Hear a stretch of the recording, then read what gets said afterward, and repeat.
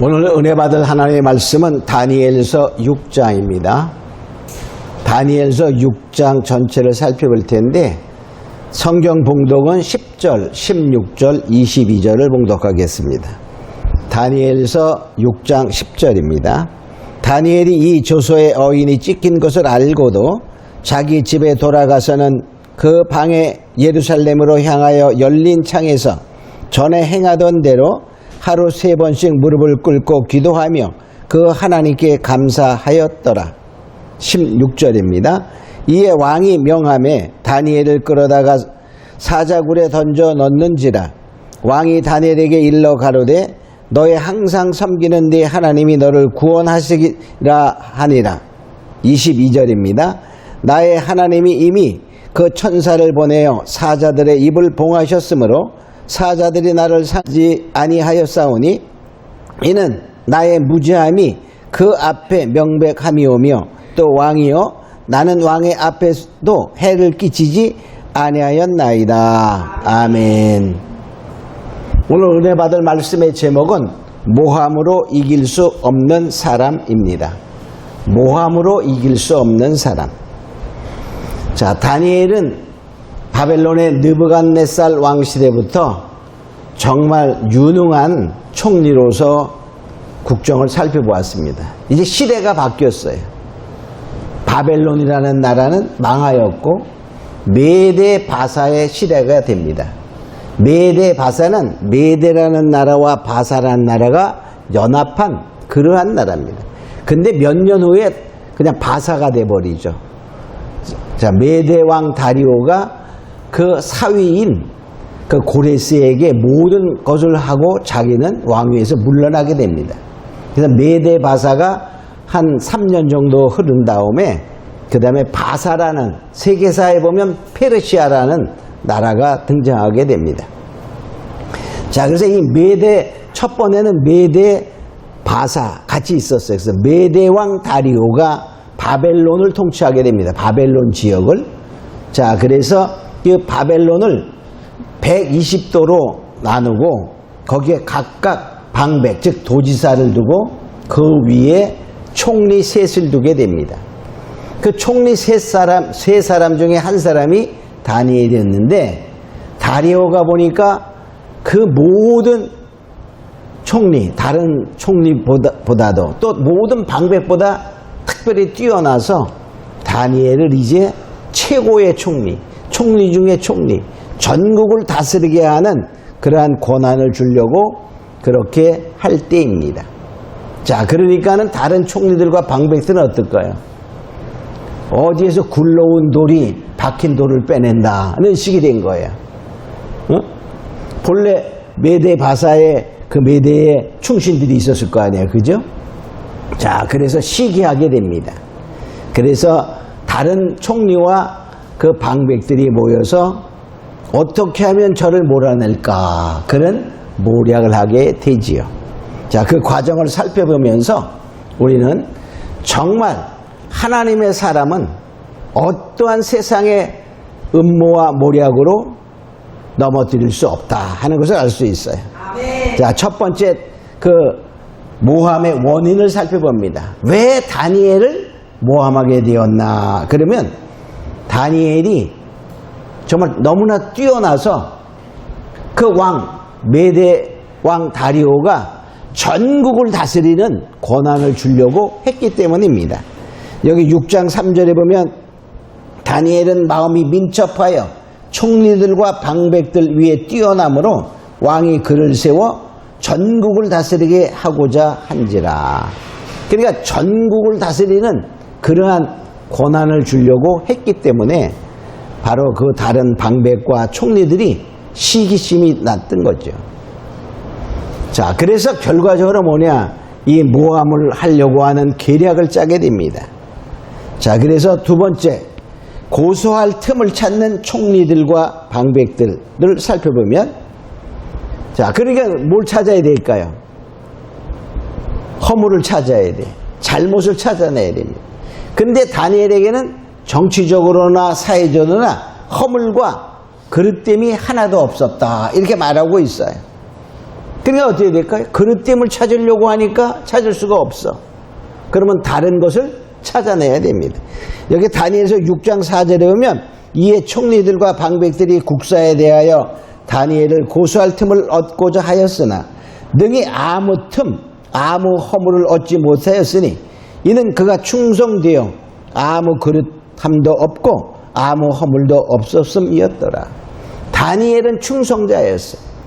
다니엘은 자기의 맡은 그러한 그 국사를 살펴보는 데서 아주 왕에게 충성된 자였기 때문에 그는 또 정직한 자였죠. 그래서 결코 그릇됨과 잘못함이 없어서 찾을 수 없었다. 이렇게 말하고요. 그게 뭐예요? 이제 어떻게 그래도 못 가. 틈을 잡자 하는 것을 하게 보니까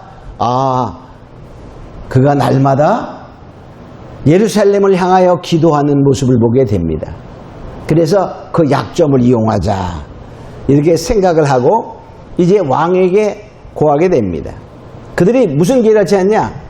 이제 앞으로 30일 동안 왕 외에는 누구에게도 무엇을 구하거나 즉 기도하거나 하지 못하게 하는 법령을 만들어서 왕을 정말 우리가 충성된 왕을 잘 모시는 그러한 법을 만들자. 그는 말로는 그렇지만은 뭐 하려고요?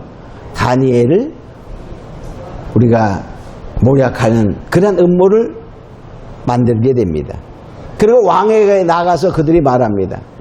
왕이여 만세수하소서. 아주 왕을 위하는 것처럼 하고 이제 앞으로 30일 동안 왕 외에 다른 사람에게 또는 다른 신에게 무엇을 구하면 사자굴에 넣는 것이 어떻습니까? 아주 그러면 모든 사람이 왕에게 충성하며 왕만 섬길 것입니다. 이렇게 말하니까 왕이 들으니까 뭐예요?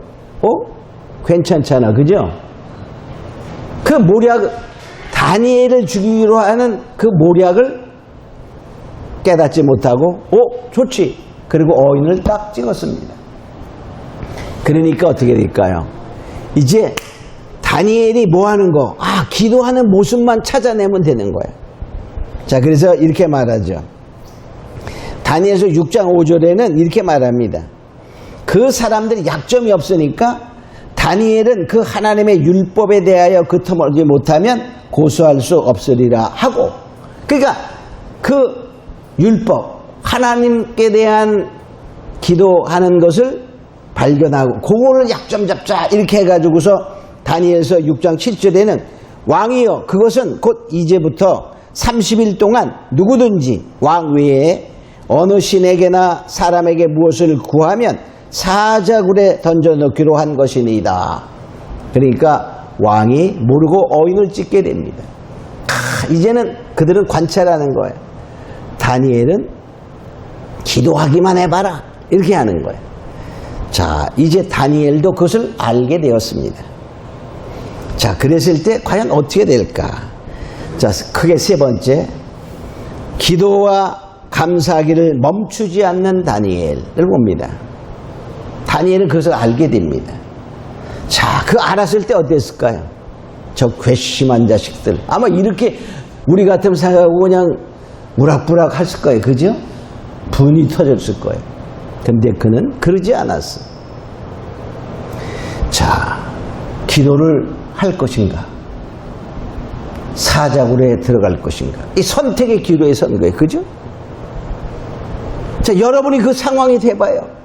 사자굴에 가겠어요? 30일 동안 좀 쉬었다가 기도할 거예요.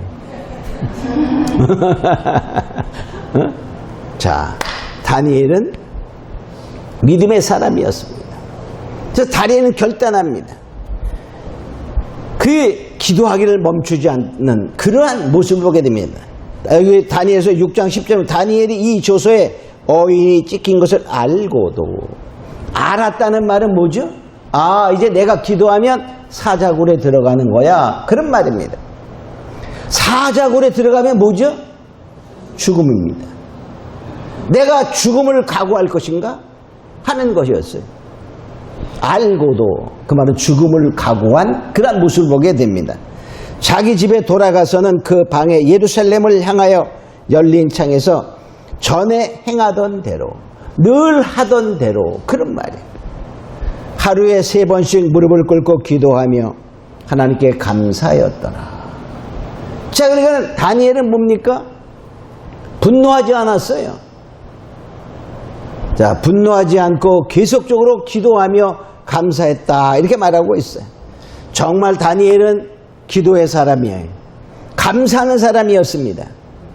아마도 하나님의 마음을 시원케 하는 그러한 사람이었다 이렇게 볼 수 있어요. 자, 말씀에도 그렇죠. 데살로니가전서 5장 16절로 18절에 보면 항상 기뻐하라, 쉬지 말고 기도하라, 범사에 감사하라. 이는 그리스도 예수 안에서 너희를 향해서 하나님의 뜻이니라. 어떠한 상황이 와도 기도하고 감사하는 그 모습은 하나님의 뜻을 이루는 그런 자였다는 걸 알 수 있죠. 그는 정말 하나님께 대한 충성을 버리지 않았어요. 자기의 죽음보다는 하나님께 대한 충성을 우선시 삼은 그러한 모습입니다. 잠언서 25장 13절에 보면 충성된 사자는 그를 보낸 이에게 마치 추수하는 날의 얼음 냉수 같아서 능히 그 주인의 마음을 시원케 하느니라. 바로 추수하는 날의 얼음 냉수와 같이 주인의 마음을 시원케 하는, 즉 다니엘은 하나님의 마음을 시원케 하는 그런 자였다 이렇게 볼 수 있어요. 자, 우리가 정말 이렇게 할 수 있을까? 할 수 없죠, 그죠? 지금은 할 수 없어. 근데 여러분이 하나님의 말씀으로 무장되면, 그 상황이 되면, 할렐루야, 하나님이 할 수 있도록 용기와 믿음과 기도와 감사를 주신다는 것입니다. 자, 그럼 우리가 다니엘이 과연 그 기도할 때 중요한 기도가 있었을까? 물론 항상 하는 기도도 했겠지만은 여기서 자세히 보면, 성경을 전체적으로 살펴본다면 다니엘이 기도에 중요한 내용이 있었다라고 볼 수 있어요. 다니엘서 9장에 보면요, 자, 다니엘이 이 사건이 벌어지기 직전에 무엇을 깨닫게 되냐면, 대한민국 9장에 보면, 자, 여기 보면 이렇게 말해요. 다리오가 갈대아 왕, 그러니까 바벨론의 왕이에요. 세움을 입던 원년, 그 통치 원년에 다니엘이 서책으로 말미암아, 즉 하나님의 말씀의 책으로 말미암아 여호와의 말씀이 선지자 예레미야에게 임하여 고하신 그 연수를 깨달았나니 곧 70년 예루살렘의 황무함이 70년 만에 마치리라 하신 것이니라. 아, 예루살렘이 느부갓네살 왕에 의해서 함락되기 시작합니다. 그리고 이제 70년이 가까워 오는 그때야. 그때 깨달은 거야. 이것을 깨닫고 기도하고 있었어요, 늘. 그런데 이제 총리로 임명받고 총리 중에 총리를 세우려고 하는 그 시기가 되니까 이들이 모함하는 거예요. 자, 그러니까 이 다니엘이 기도하는, 거기에 기도의 내용은 주체가 예전에 하던 대로 했는데, 그 중요한 내용 중에 하나가 예루살렘의 회복이었어요. 깨달았어. 자, 바벨론이 66년 내지 67년 동안 통치하고 망하면, 그러니까 605년, BC 605년에서 되니까 이 다리오가 세움받을 때에는 BC 538년이야. 그럼 2년 뒤, 예, 1차 포로 귀환이 생겨나거든요. 그러니까 다니엘이 이걸 깨달았어. 아마도 그러니까 자기는 이런 생각했을지도 몰라. 내 목숨 하나 사자굴에 넣어 바쳤어. 이 민족이 이제 고국으로 귀환하는 이스라엘의 예루살렘의 회복이 있다면 내 생명 기꺼이 조국을 위해 바치리라 하는 마음이 있었는지도 몰라요. 저는 그렇게 생각하고 싶어요.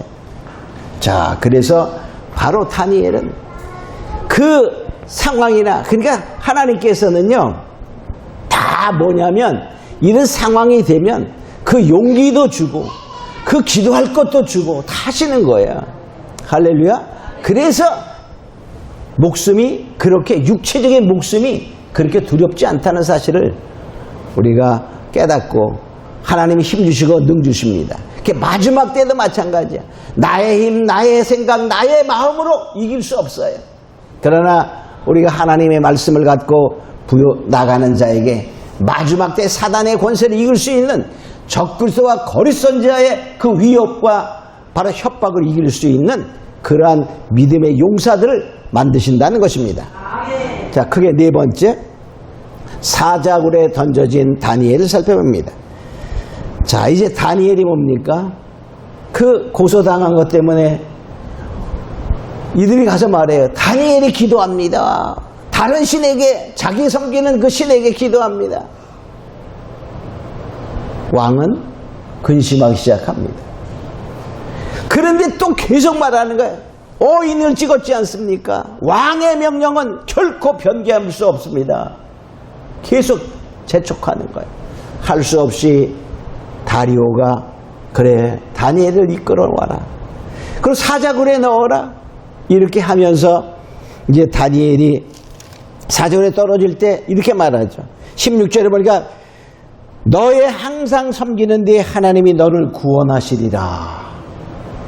어쩔 수 없이 사자굴에 던져넣게 하고 너가 섬기는 그 하나님이 너를 구원하시를 원한다는 그러한 애절한 그 마음을 표현하게 됩니다. 그러면서 왕이 그날을 정말 금식하며 잔치도 베풀지 않고 향연도 베풀지 않고 밤새도록 기도했다. 이렇게 말하고 있어. 날이 밝으니까 이제 굴에 가가지고서 다니엘을 찾는 모습을 보게 됩니다. 다리오는 정말 마음이 아팠지만 어쩔 수 없이 사자굴에 넣게 되죠. 자, 그래서 다니엘에게 가서 말합니다. 굴에 가서 네 하나님이 사자에게서 너를 구원하시기에 능했느냐? 이렇게 물어봅니다. 여기 20절에 보면 그럴 때 다니엘이 이렇게 대답하게 되죠. 6장 22절에 보면 나의 하나님이 이미 그 천사를 보내어 사자들의 입을 봉하셨으므로 사자들을 나를 상해치 아니하였나이다. 바로 천사를 보내 사자 입을 봉해버렸다는 거예요. 우리가 다니엘이 죽기를 각오하니까 하나님이 천사를 보내어 사자의 입을 딱 막아버렸어요. 다니엘이 들어올 때 그냥 놔뒀으면 어떨까요? 사자가 찢었을 거예요. 근데 사자가 입을 벌릴 수가 없어요. 온순한 사자로 변화되는 하나님이 하시는 것입니다. 그것은 뭐냐? 이 다니엘은 하나님을 절대적으로 신뢰하고 의뢰했다라고 말해요. 왜 하나님이 사자를 보내서 봉했냐? 여기 다니엘서 6장 23절에 보니까 그 몸이 조금도 상하지 아니했으니 이는 그가 자기 하나님을 의뢰함이었더라. 하나님을 절대적으로 믿음으로 말미암아 하나님이 하나님의 방법으로 그를 구원하시는 것을 보게 됩니다. 그래서 우리는 어떠한 마지막 때 어려움과 시험이 올 때 겁내지 말아야 돼. 겁내면 겁낸 대로 우리가 뭐죠? 변질되는 거야. 두려워서. 근데 겁내지 아니하면 뭐하면 하나님을 신뢰하고 하나님을 믿으면 왜? 말씀이 그러니까 말씀을 붙들고 가는 거야. 말씀, 우리가 뭐냐? 말에 혀의 열매대로 되는 거거든요. 잠언서 18장 21절에 보면 살고 죽는 것이 혀의 권세에 있나니 혀의 열매를 맺는다 그랬어. 혀의 열매. 그러니까 내가 뭐냐? 하나님을 신뢰하고 내가 죽어도 하나님을 신뢰하겠다. 나아가니까 하나님이 하나님의 능력으로 역사하는 거예요. 자, 그래서 우리가 시험이 올 때 걱정하지 말자. 할렐루야. 성경은 말합니다. 고린도서 10장 13절에 보면 사람이 감당할 시험밖에는 너희에게 당한 것이 없나니 오직 하나님은 미쁘사 너희가 감당치 못할 시험 당함을 허락지 아니하시고 시험 당할 즈음에 또한 피할 길을 내사 너희로 능히 감당케 하시니 피할 길을 주시는 거예요. 우리가 그 시험을 담대히 뚫고 나가려고 하나님을 신뢰하고 나아간다면 하나님이 피할 길을 내신다 하는 것입니다. 할렐루야. 근데 우리가 그걸 모르고 뭐냐, 하나님보다 뭘 보게 되니까, 환경을 보게 되니까 두려워 떠니까 두려워 떤 대로 되는 거야. 자, 그러니까 우리는 이 믿음의 선진들의 모습을 보면서 하나님은 왜 자꾸 이런 일 사건을 만드셨을까? 보고 깨달아라. 그런 말이에요. 깨달아라. 자, 다섯 번째. 자, 모함한 자들의 최후를 봅니다. 이제 다니엘은 사자굴에서 하나도 해봤지 아니었어요. 이제 자, 다니엘이 이제 살아난 것을 보고서 모함한 자, 참수한 자들을 끌어오라. 우리가 이렇게 말합니다. 그러니까 다니엘 대신하여 사자굴에 그 가족까지 던져라. 그런 말이에요. 결과적으로 그 사자는 그냥 입이 봉해졌던 게 아니에요. 배불러서 봉해진 게 아니에요. 하나님이 강제로 봉했고 그 모함한 자들이 떨어지기도 전에 사자들이 달려들어서 뼈까지 부서뜨렸다. 이렇게 말하는 거예요. 얼마나 배고픈 사자의 모습인 걸 알 수 있죠. 다니엘서 6장 24절이면 왕의 명을 내려 다니엘을 참수한 사람들을 끌어오게 하고 그들을 그 처자들과 함께 사자굴에 던져 넣게 하였더니 그들이 굴 밑에 닿기 전에 사자가 곧 그들을 움켜서 뼈까지도 부서뜨렸더라. 바로 하나님이 그 모함한 자들을, 그러니까 하나님의 사람을 죽이려고 한 자들을 하나님이 죽이는 모습을 보게 되는 거예요. 에스더에도 보면이죠, 하만이라는 대신이 나와요.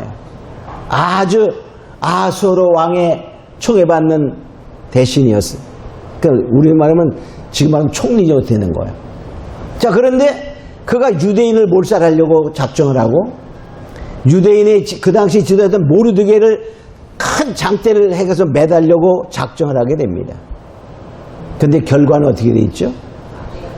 에스더의 금식과 그러한 그들의 기도를 통하여 아수르 왕이 그 하만을 그 장대에 달아라. 이렇게 자기가 죽이려고 했던 모르드게 대신하여 자기가 죽음을 당하는 것을 보게 됩니다. 자, 이러한 걸 보면서 우리가 신앙생활 하다 보면 여러 가지 시험과 여러 가지 어려움이 올 때가 있어요. 하나님이냐 세상이냐 선택의 기로에 설 때 믿음의 선진들은 다 하나님을 택했다는 사실을 우리는 기억해야 됩니다. 우리가 마지막 때에도 마찬가지야. 우리가 주님 오시기 임박한 시대에 정말 살아가고 있는데 정말 주님이 오시는 그 시대가 딱 정말 임박한 7년 남은 시대가 되면 하나님이냐 짐승의 표냐 즉 666이냐 선택할 기로에 설 때가 온다는 것입니다. 자, 그럴 때 우리는 어떻게 할 것인가? 666을 표를 받으면 잠시 동안 육체는 편안히 살 수 있어요. 그러나 666을 받으면 뭐지요? 영원한 멸망이라는 사실을 알아야 돼요. 우리는 알고 가는 거야. 알고. 왜? 하나님의 비밀을 깨달은 자이기 때문에. 자, 그러면 무엇을 택해야 될까? 하나님의 편을 택하게 된다면 많은 고난이 지금 눈앞에 보이고 있어요. 그냥 죽을 것 같아. 또 죽인다고 협박을 합니다. 그래도 우리는 무엇을 택하겠습니까? 하나님이냐 세상이냐? 하나님을 택해야 된다는 사실을 알아야 됩니다. 할렐루야. 그러면 하나님이 뭐 하신다고요? 책임지시는 거예요. 죽여서 하나님이 책임지는 방법은 연약하면 뭐 하는 거죠? 죽여주는 거야. 죽여줘. 좋아서 죽여주는 건 아니에요. 자, 그래서 하나님이 뭐냐? 우리를 먼저 그 고난에서 피하게 하셔서 의인을 데려가듯이 데려가시고 또 죽음을 각오하는 자들에게 하나님은 뭐죠?